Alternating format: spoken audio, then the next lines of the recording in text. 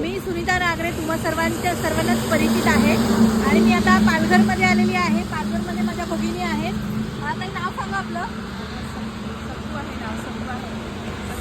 ताईचं नाव सगू आहे आणि त्या त्यांच्या शेतातल्या भाज्या आणून इथे एवढ्या पावसामध्ये विकतात आहे. हे बघा जंगलामधली भाजी आहे, याला करटोले म्हणतात.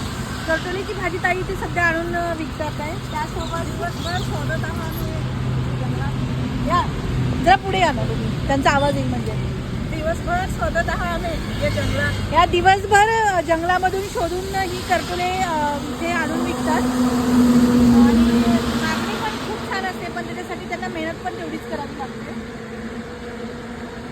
अजून काकडी कुठून आणली आहे? शेतातलीच आहे. काहीच हो छान आहे. आणि पेरू पण.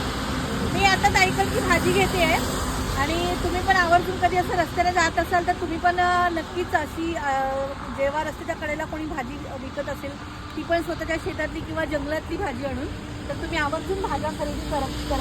कारण हे करटोले आहे. करटोले सहसा आपल्याला शहरामध्ये कुठे लवकर बघायला मिळत नाही, पण ही भाजी तुम्हाला अशीच जसं जंगल आहे त्या जंगलामध्ये तुम्हाला हे करटोले बघायला